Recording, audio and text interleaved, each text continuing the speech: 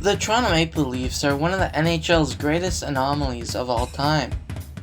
Their inability to capture any type of playoff success over the last decade plus is incredible.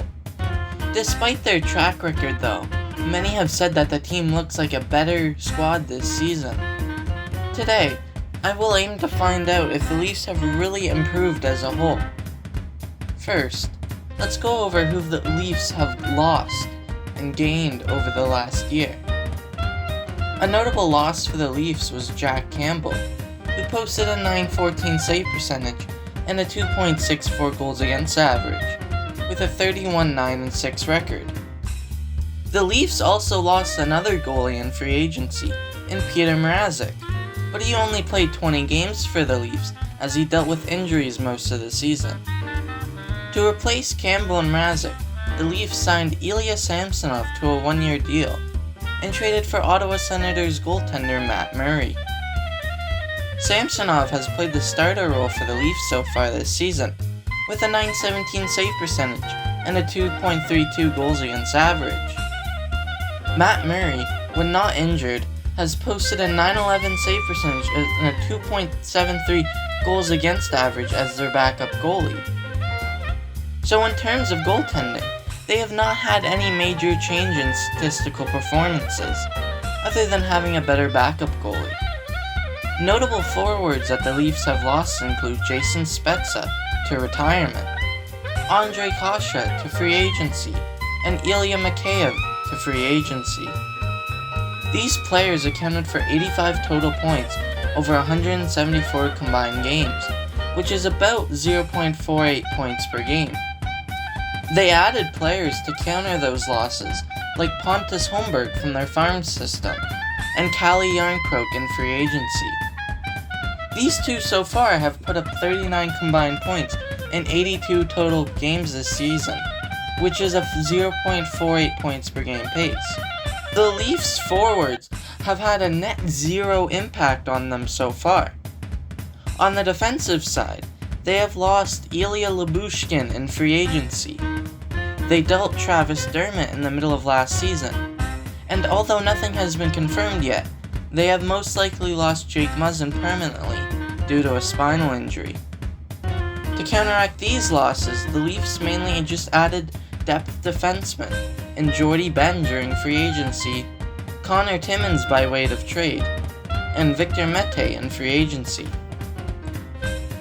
With defensemen, there is a lot more room to look at moves subjectively, so in my opinion, the Leafs have lost a fair bit defensively, as Jake Muzzin and Ilya Lyubushkin were big physical presences on the Leafs last season, and that is a hole that Timmins, Mete, and Benn have not been able to fill, along with other defensemen.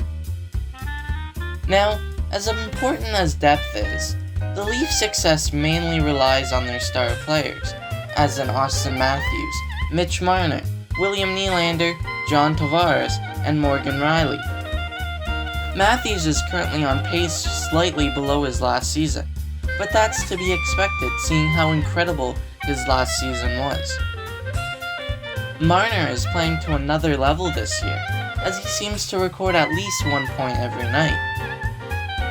Tavares has had a revival season, playing at a higher rate this year. Nylander has really found a new gear this year, scoring at a considerably higher pace. Rielly sadly has not been anything to write home about this season, playing worse offensively while still being below average defensively. With some players having worse seasons and other players playing better, the performance of the Stars has been net zero while comparing the two seasons.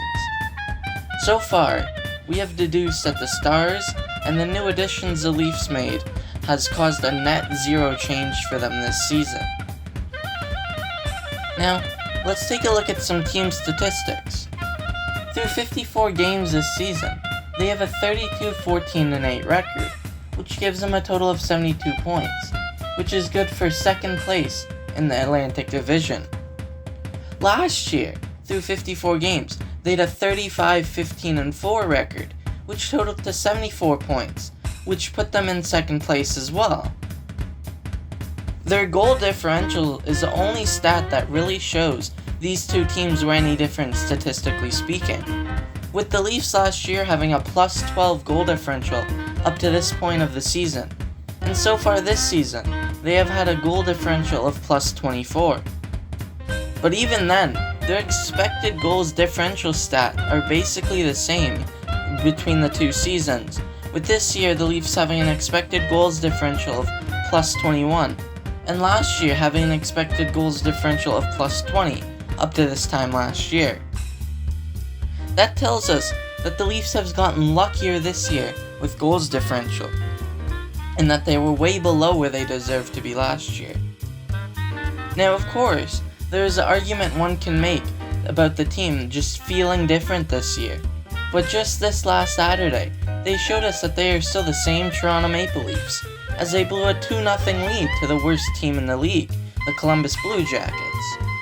That is not even the only time they blew a 2-goal lead to a bottom feeder team this season, as they did that with Anaheim on October 30th last year. So pretty much, this Leafs team has been no different from last year's team, which, as we all know, got booted out of the first round for the 6th straight time. Maybe we could see them make a big move for an impactful player at the deadline, which could completely change the picture for them.